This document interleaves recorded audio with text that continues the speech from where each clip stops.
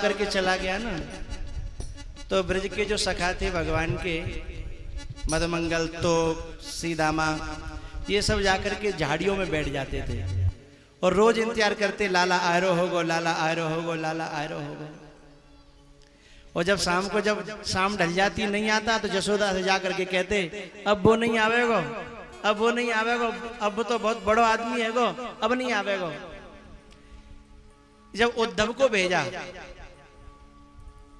भगवान श्री कृष्ण ने, तो वही वाला रथ लेकर के भेजा जो जिसमें अक्रूर बैठ करके आए थे, और भगवान ने अपना दुपट्टा दे दिया कि उद्धव वो सिर्फ मुझसे बात करते हैं ब्रजवासी, और किसी से नहीं करते। मेरा दुपट्टा ओढ़े हुए तुझे देखेंगे तो शायद तुझसे बात कर लें। तो उद्धव जो है भगवान का दुपट्टा ओढ़ करके जब ब्रजभूमि में आया, तो एकदम झाड़ियों से निकल करके शोर करने लगे ग्वालवाल कि लाला आएगो, लाला आएगो, लाला आएगो, अरे लाला आएगो, लाला आएगो, सब दौड़ने लगे।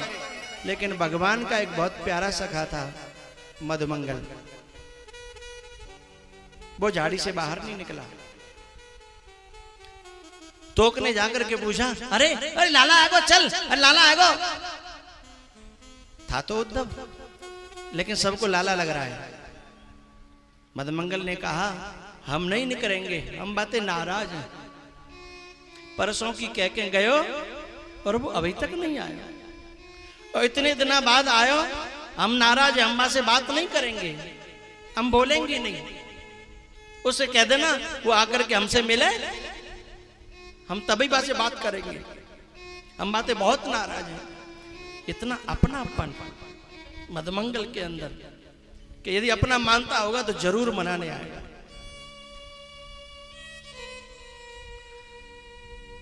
लेकिन वो जो तोक था ना, वो छोड़ करके भगवान की तरफ भागा, तो पीछे से मधुमंगल भी भागा। किसी ने कहा कि अरे तू तो ये कह रहा था कि मैं नहीं आऊंगा, भगवान को आना पड़ेगा। तो मधुमंगल ने कहा कि मुझसे रुका नहीं गया।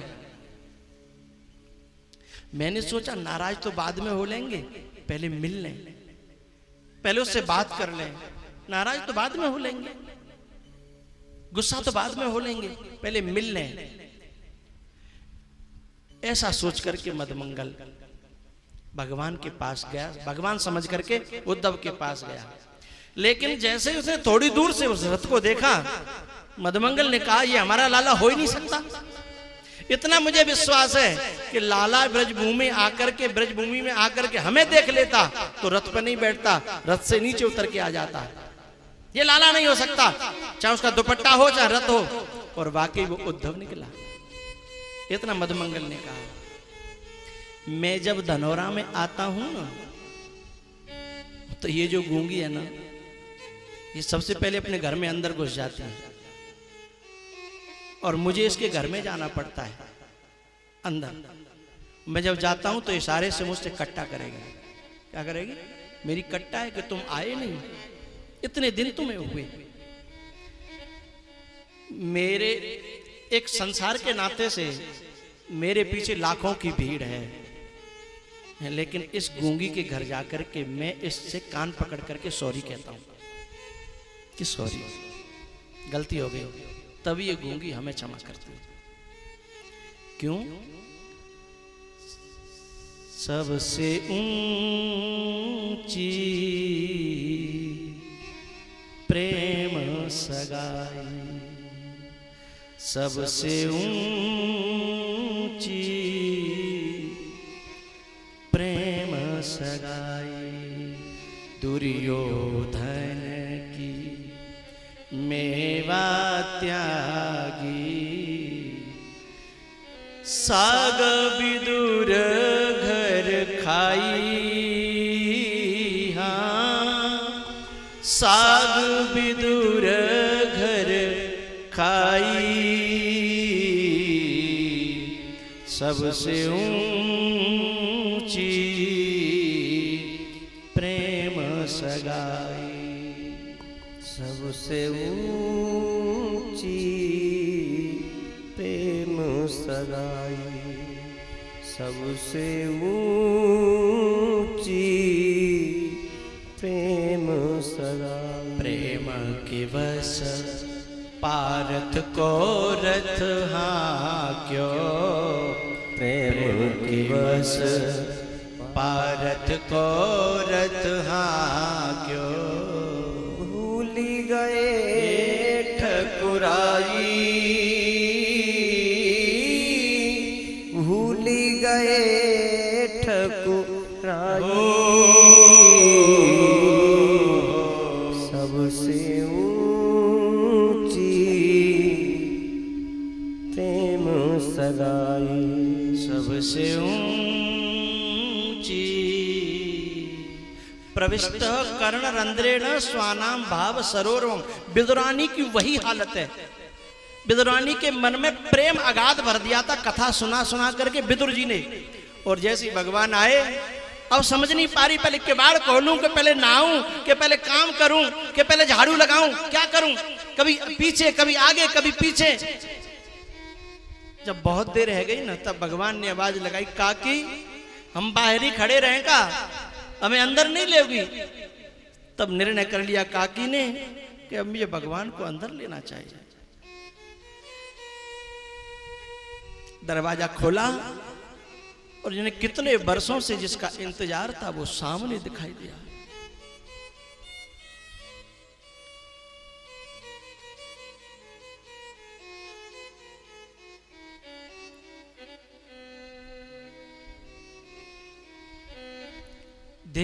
देखती रही भगवान को।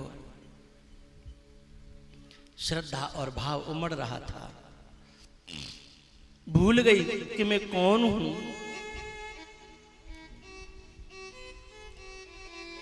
मैं कौन हूं, मैं क्या कर रही हूं, याद नहीं रही उसको। और भगवान को देख करके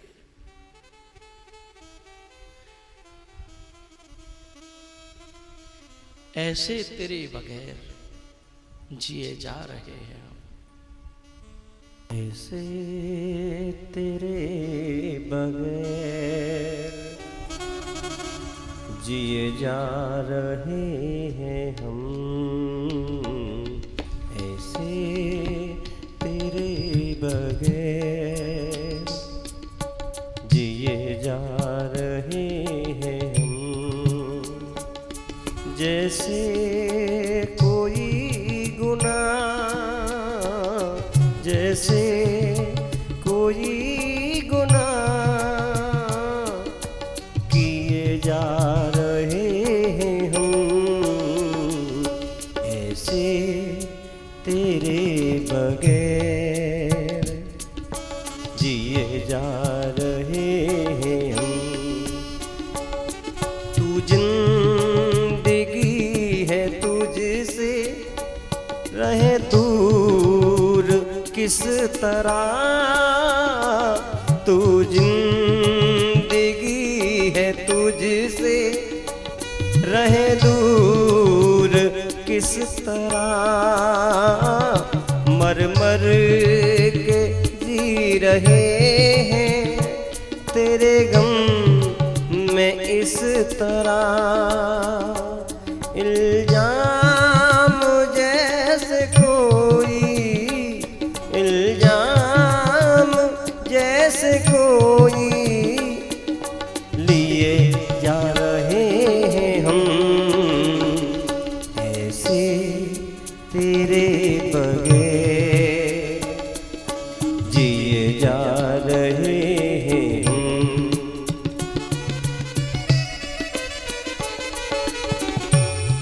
कहते हैं लोग जिंदा तुझसे बिछड़ के हम, कहते हैं लोग जिंदा है तुझसे बिछड़ के हम, लेकिन तेरी जुदाई में, लेकिन तेरी जुदाई में बिछड़े हुए सनम अपनी कांधों पे अपनी लाश, कांधों पे अपनी लाश जा रहे हैं हम, ऐसे तेरे बगैर जिए जा रहे हैं हम, ऐसे तेरे बगैर जिए जा रहे हैं हम। दिल रो रहा है आँख में आंसू मगर नहीं, दिल रो रहा है आँख में आंसू मगर नहीं, रुसवान तेरा प्यार हो फरियाद से नहीं, रुसवान तेरा प्यार हो फरियाद से नहीं। इस डर से अपने होठ, इस डर से अपने होठ सिए जा रहे हैं हम, ऐसे तेरे बगैर जिए जा रहे हैं हम, ऐसे तेरे बगैर जिए जा रहे हैं हम। जैसे कोई गुनाह, जैसे कोई गुनाह किए जा रहे हैं हम, ऐसे तेरे बगैर जिए जा रहे हैं हम, ऐसे तेरे बगैर जिए जा रहे हैं हम, ऐसे तेरे बगैर जिए जा रहे हैं हम। जैसे कोई गुनाह, जैसे कोई गुनाह किए जा रहे हैं हम, ऐसे तेरे बगैर जिए जा रहे हैं हम, ऐसे तेरे बगैर जिए जा रहे हम, ऐसे तेरे बगैर जिए जा रहे हैं हम, जिए जा रहे हैं हम, जिए जा रहे हैं हम। जैसे कोई गुनाह, जैसे कोई गुनाह किए जा रहे हैं हम, ऐसे तेरे बगैर जिए जा रहे हैं हम, ऐसे तेरे बगैर जिए जा रहे हैं हम। विदुरा अश्रुपात करते हुए भगवान के दर्शन किए। फिर भगवान ने विदुरानी को जगाया।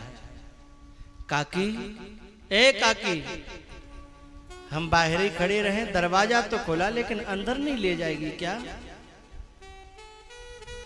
तब काकी ने कहा, भगवान आओ, अंदर आओ।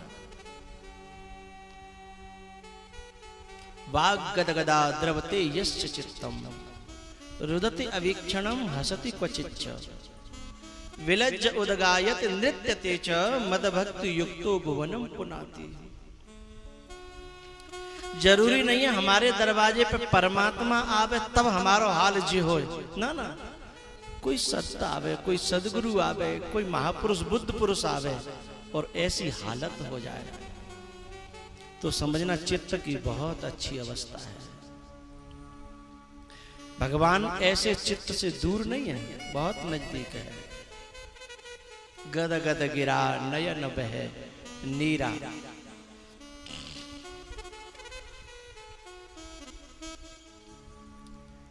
विदुरानी अंदर आंगन में ले आई और फिर देखने लग गई।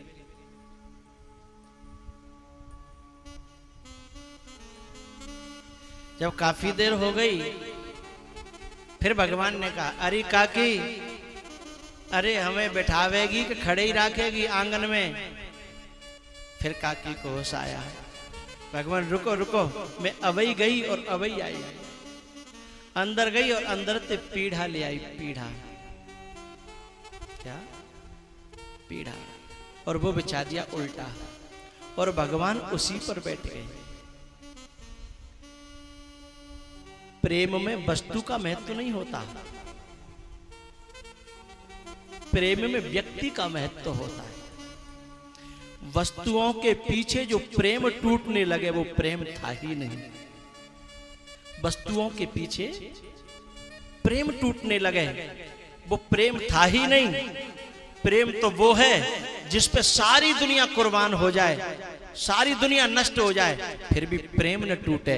सच्चा प्रेम तो वो हुआ करता है। दुनिया इधर से उधर हो जाए, कुछ भी हो जाए, लेकिन प्रेम में अंतर न पड़े।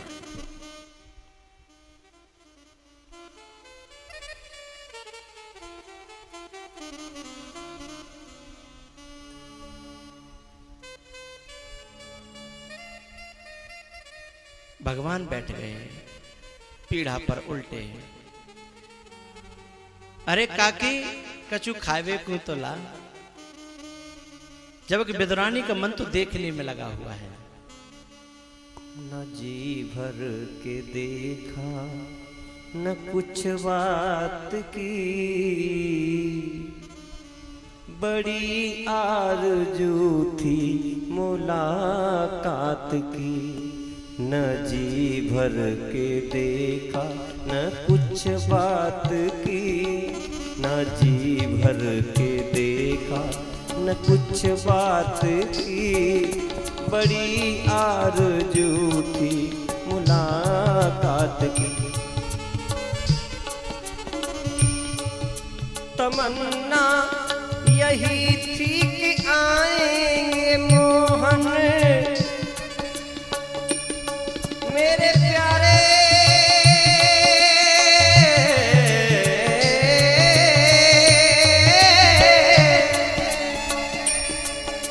तमन्ना यही थी कि आएंगे मोहन।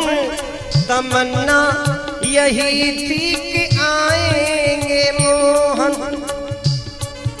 मैं चरणों में बारूंगी तन मन ये जीवन। मैं चरणों में बारूंगी तन मन ये जीवन। न उनकी सुनी न कुछ अपनी कही, न उनकी सुनी न कुछ अपनी कही, बड़ी आरज़ू थी मुलाकात की, बड़ी आरज़ू थी मुलाकात की। न जी भर के देखा न कुछ बात की, बड़ी आरज़ू थी मुलाकात की।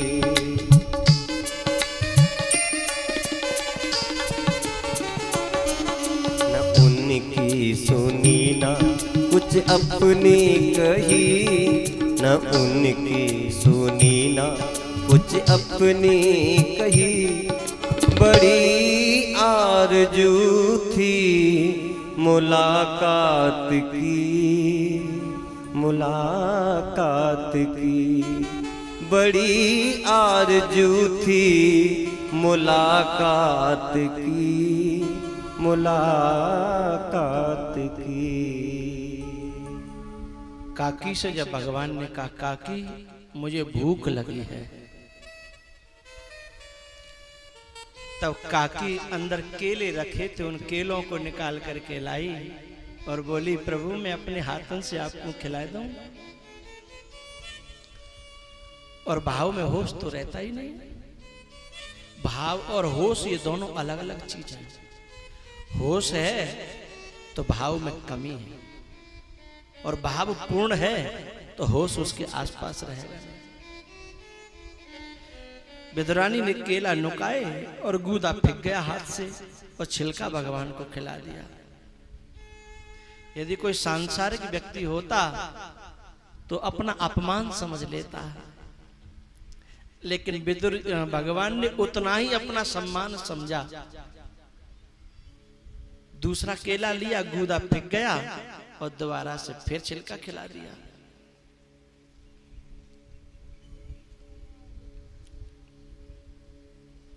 ऐसे करके गूदा का ढेर लग गया बाहर और छिलका भगवान सब खा गए। विदुर जी आए पीछे से और उन्होंने विदुरानी को हिला करके कहा अरे पागल तू ये क्या कर रही है, तेरे कपड़े गीले हैं, तू कहां बैठी है। अब विदुरानी को तो होश ही नहीं था ना, विदुर जी होश में थे।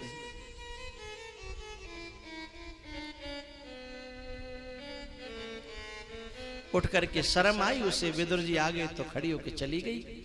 विदुर जी ने देखा कि केला का गूदा पड़ा है और छिलका नहीं है, तो वो तो बुद्धिमान थे, होश में थे, समझ गए जिससे डरते थे वही बात हो गई। विदुर जी ने कहा भगवान ये छिलका कहां चला गया। भगवान ने कहा भाव से भक्त जो भी वस्तु मुझे देता है उसे मैं बहुत प्रेम से पाता हूं। काका मुझे पता ही नहीं मैंने गूदा खाया कि छिलका खाया, पर स्वाद बहुत आया, बहुत स्वाद आया।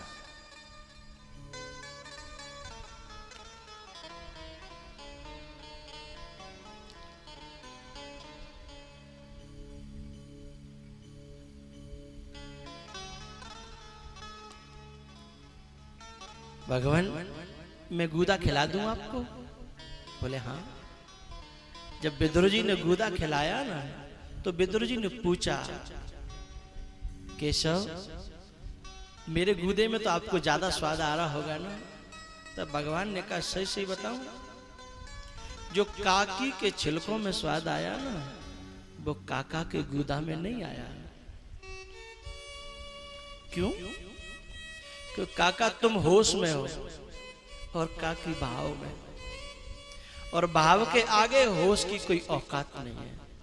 मेरे दरबार में दुनिया में होश की जरूरत होगी वो दुनिया को मुबारक, लेकिन मेरे दरबार में सिवाय भाव के और किसी वस्तु की जरूरत नहीं है। व्याधस्य चरणम ध्रुवस्य चवयो विद्या गजेंद्रस्य का। व्याध का क्या आचरण था, लेकिन भगवान को पा गया। गजराज में क्या विद्या थी, लेकिन भगवान को पा गया। व्याधस्य चरणम ध्रुवस्य चवयो विद्या गजेंद्रस्य का जाति विदुरस्य जादव पते रुग्रस्य किम पौरुषम। विदुर की क्या जाति थी, दासी पुत्र थे, भगवान को पा गए। उग्रसेन कौन से वीर थे, भगवान को पा गए। कुब्जा या कमनीय रूप मदिकम, कुब्जा कुबड़ी भगवान को पा गई। किम तत् सुदाम्नो धनम, सुदामा कौन सा धनपति था, लेकिन भगवान को पा गया। किसी ने कहा कि इन सब के पास फिर था क्या, बोले भक्त्या तुष्यत केवलम, भक्त्या तुष्यत केवलम नच गुणै भक्ति प्रियो माधवा। इनके पास भाव था और कुछ भी नहीं था, उस भाव के कारण परमात्मा को पा।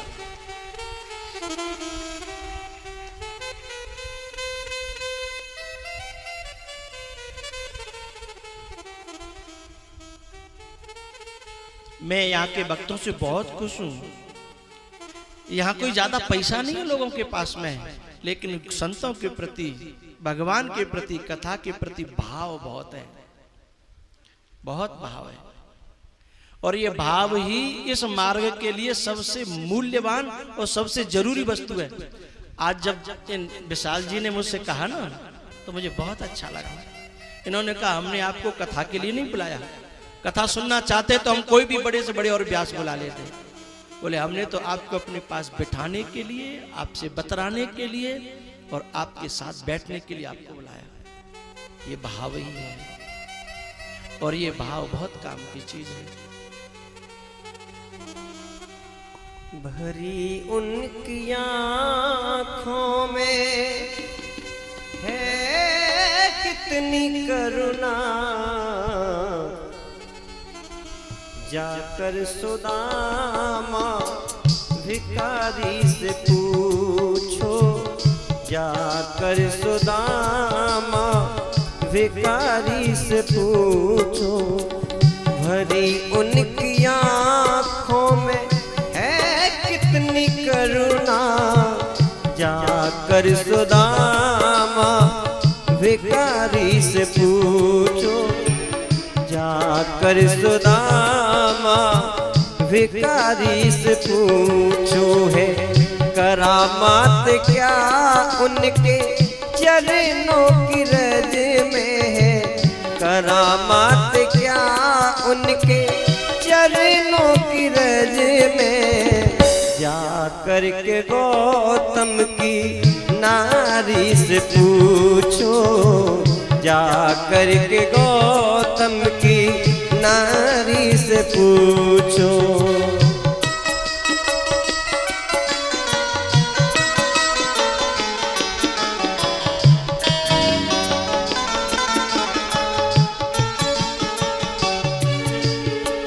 कृपा कितनी करते हैं शरणागतों पर,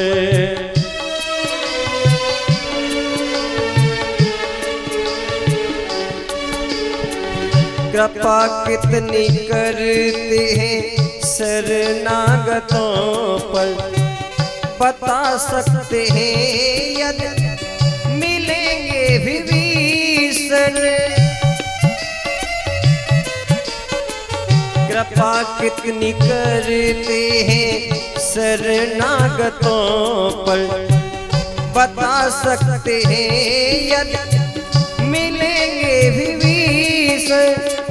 पतितों को पावन, पतितों को पावन वो कैसे बनाते। जटायु सरिस मासा हारी से पूछो, जटायु सरिस मासा हारी से पूछो।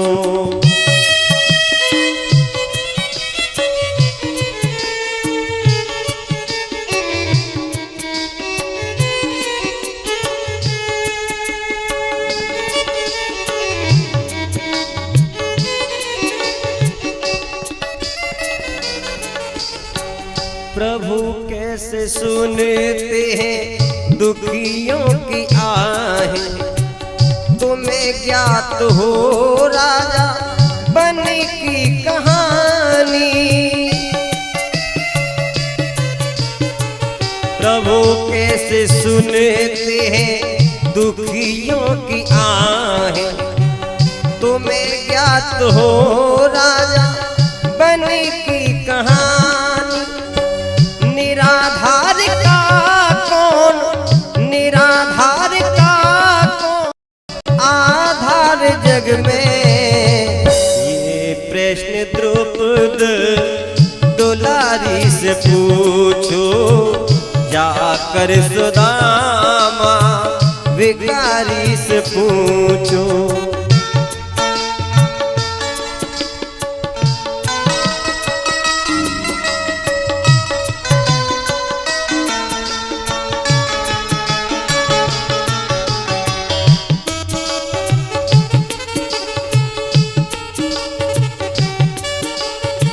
क्षमाशीलता उनमें कितनी भरी है, बताएंगे भृगु जी वो सब जानते हैं।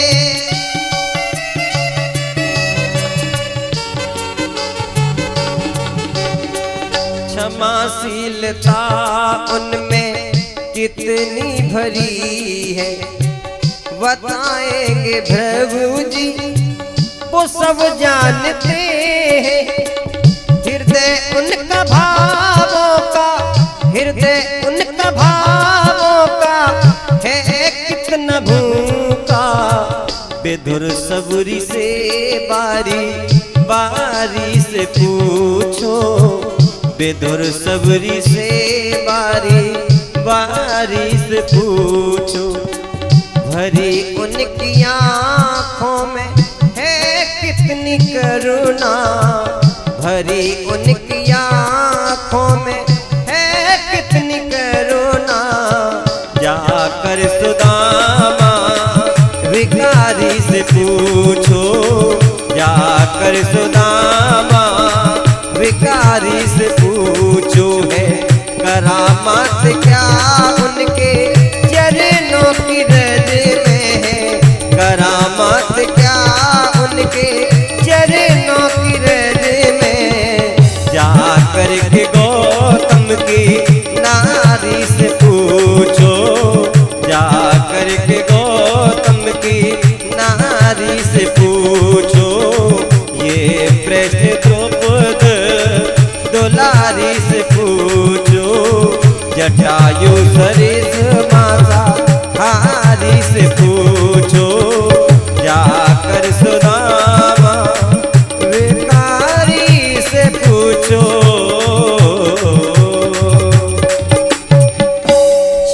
क्षमाशीलता उनमें कितनी भरी है, बताएंगे भृगु जी वो सब जानते हैं। हृदय उनका भावों का है कितना भूखा। बेधुर सबरी से बारी बारी से पूछो, बेधुर सबरी से बारी बारी से पूछो। भरी उनकी आँखों में है कितनी करुणा। जाकर सुदामा भिखारी से पूछो, जाकर सुदामा भिखारी से पूछो। विदुर जी ने जब कहा कि मैंने गूदा खिलाया और वह पागल ने छिलका, तो भी आपको उस गूदे में ज्यादा स्वाद आया। तब कन्हैया ने कहा, काका बात गूदे की और छिलके की नहीं है, मेरे यहाँ बात केवल भाव की है। तब विदुर जी ने शिकायत भरे रूप में कहा, क्या मेरे अंदर भाव नहीं है? भगवान बोले, काका आप में भाव तो है, पर भाव के संग संग थोड़ी थोड़ी चतुराई भी घुस गई है। आप जितने भी श्रोता बैठे हो, आप सब में कुछ तो प्योर भाव वाले हैं और कुछ में भाव के संग संग थोड़ी चतुराई भी घुस गई है। हमें प्रयास ये करना है, चतुराई संसार के लिए ठीक है, अध्यात्म मार्ग में चतुराई का कोई काम नहीं है। भगवान ने कहा, काका आपके चतुराई खत्म हो जाए तब जाकर के काकी जैसा भाव बनेगा। और काकी को यह भी होश नहीं है कि मेरा शरीर गीला है कि सूखा है, मैंने कुछ पहन रखा है कि नहीं पहन रखा है, मैंने क्या खिलाया है क्या नहीं खिलाया। काकी को कुछ पता नहीं है।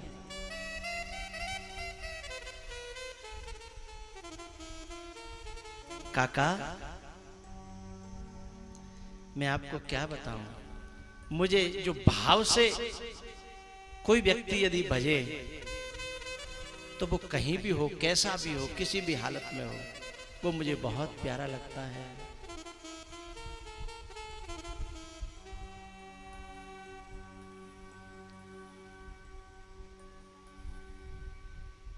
सूखे मैं काकी के छिलकों में भी मुझे स्वाद आया और आपके गूदे में भी मुझे स्वाद नहीं आया, और भीलनी के बेरों में मुझे स्वाद आया, उतना स्वाद तो मुझे कौशल्या के भवन में भी कभी नहीं आया। ये बात विदुर जी से कही है ना भगवान ने, ये बात त्रेता में कौशल्या मां से भी कही है।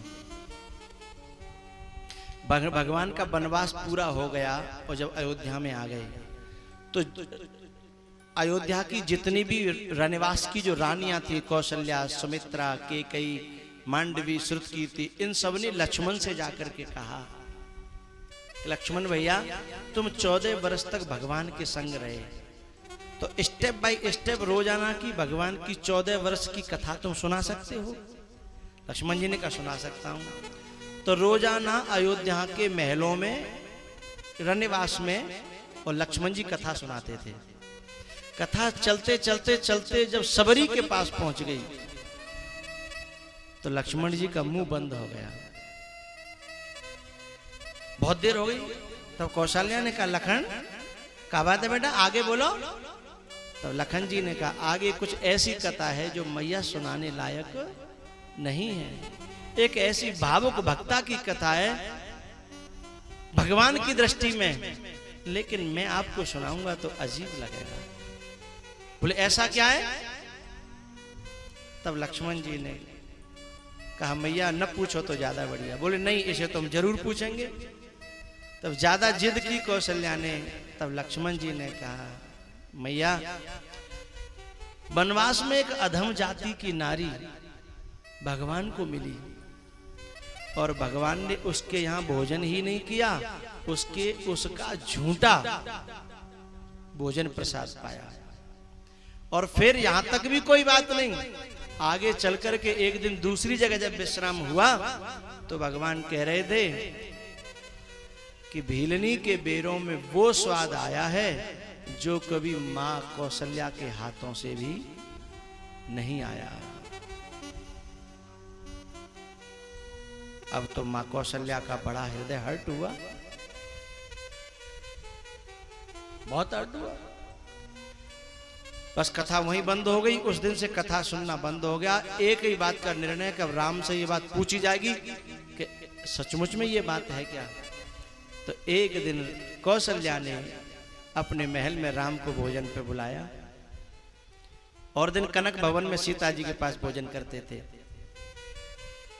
कनक भवन में जब कौशल्या ने अपने भवन में जब बुलाया राम जी को, और भोजन कराने के बाद पूछी राम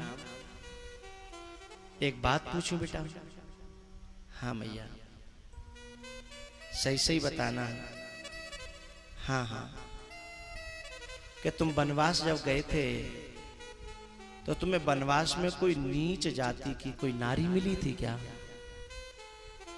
और जैसे कौशल्या ने ये बात कही, भगवान की आंखों में आंसू आ गए, सबरी की याद आ गई, सबरी का समर्पण, सबरी की भक्ति, सबरी की गुरु सेवा।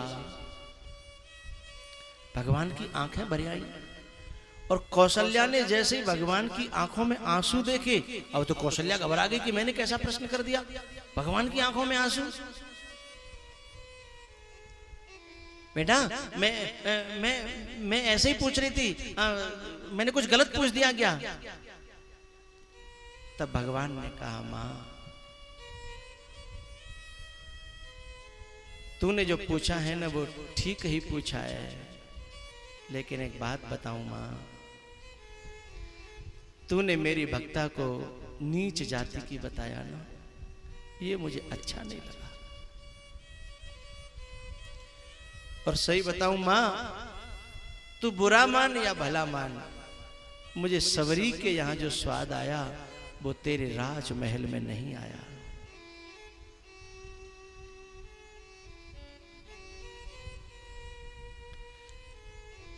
उसके बेरों में जो मुझे स्वाद की अनुभूति हुई, जो प्रेम की अनुभूति हुई, वो अयोध्या के महलों में वो स्वाद राजमहलों में नहीं आया।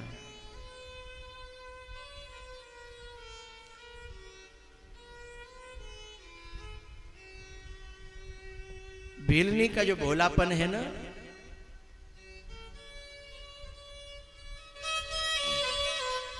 वो इतना भाया, मुझे इतना भाया, मैं क्या बताऊं मां।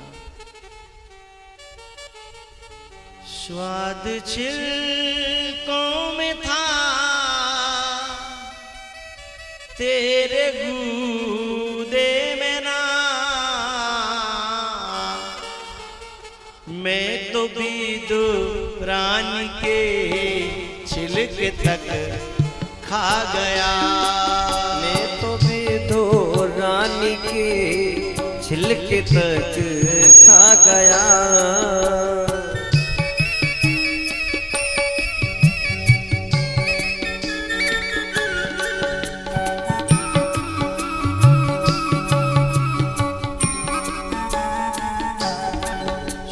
छिलकों में था तेरे गूदे में ना, स्वाद छिलकों में था तेरे गूदे में ना, मैं तो विदुरानी के छिलके तक खा गया। चतुराई जिसने की उसको मैं ना मिला, जिसने की उसको मैं ना मिला। भीलनी का मुझे भोलापन भा गया। भीलनी का मुझे भोलापन भा गया।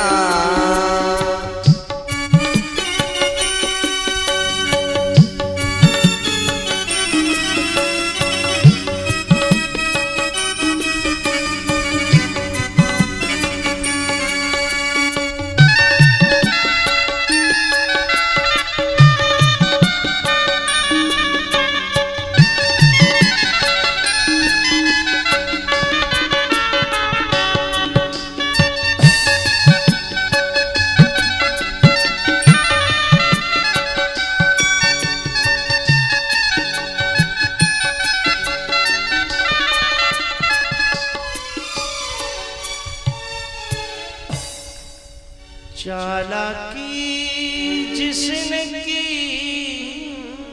उसको मैं ना मिला,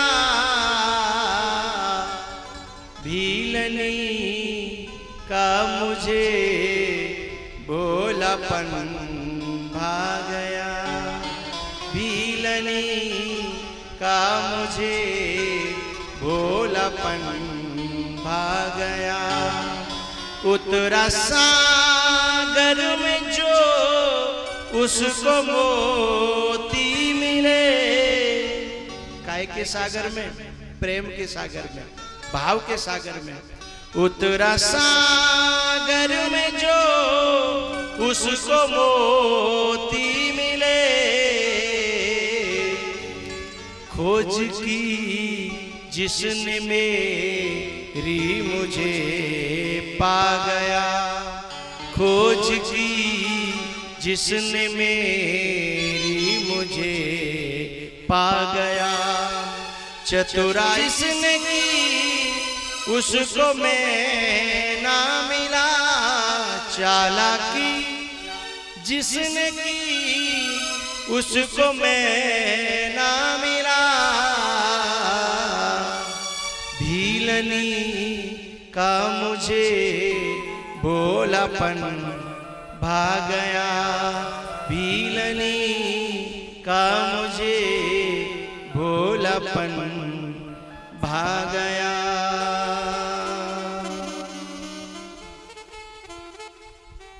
भगवान ने कहा काका बात छिलका की और गूदा की बिल्कुल भी नहीं है। पत्रम पुष्पम फलम तोयम यो में भक्त्या प्रयच्छति। जो भी मुझे भाव से प्रदान करता है ना तो छिलका भी अच्छा लगता है, और बिना भाव के कोई दुर्योधन जैसा 56 भोग लगाने की बात करे तो भी मैं उसे मिलने वाला या उससे प्रसन्न होने वाला नहीं। 56 भोग से नहीं। राम ही केवल प्रेम प्यारा, जाने ले ओ जो जाननिहारा।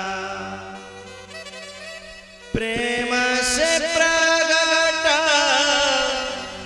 होहि में जाना, प्रेम से प्रगट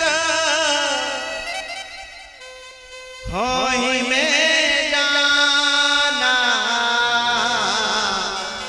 हरि व्यापक सर्वत्र समाना, हरि व्यापक सर्वत्र समाना। प्रेम से प्रगट होहि में जाना, प्रेम से प्रगट होहि में जाना। नीलहीन रघुपति बिनु अनुरागा, किए कोटि जप जोग विरागा। जपहु जाई शंकर सतनामा, जपहु जाई शंकर सतनामा। एक इसमें छुपी हुई बात और लास्ट में कह रहा हूं, क्योंकि समय तो 5 से आगे चला गया है, पर आप भी टिके हो और मेरा मन भी टिका है, इसलिए मैं थोड़ी मिनट ज्यादा ले गया हूं। एक बात इसमें छुपी हुई मैं कह रहा हूं, भगवान से प्रेम हो या न हो, भगवान मिले न मिले, भगवान को हम जाने न जाने, लेकिन भगवान को कोई दास, भगवान को कोई लाडलो, भगवान को कोई प्यारो, भगवान को कोई साधु या भगवान को कोई भक्त हमें मिल जाए और उनमें हमारा प्रेम हो जाए, तो भगवान को प्रेम करना ही पड़ेगा हमसे आकर के। सबरी भगवान को नहीं जानती थी, न भगवान से प्रेम किया, न भगवान का इंतजार किया। केवल गुरु ने एक शब्द कह दिया था, जब गुरु जी विदा होकर के जा रहे थे ना, तो एक शिष्य से गुरुजी ने कहा कि सबरी को जाकर के बताओ कि मैं जा रहा हूं। सबरी दौड़ी दौड़ी आई, अरे बाबा, अरे बाबा, अरे गुरुदेव, आप जा रहे हो? बोले हाँ बेटा। कहां जा रहे हो? बोले जहां से फिर कभी वापस होते नहीं है। अरे आप ऐसी जगह जा रहे हो जहां से आते नहीं, आप कभी नहीं आओगे? बोले कभी नहीं आऊंगा।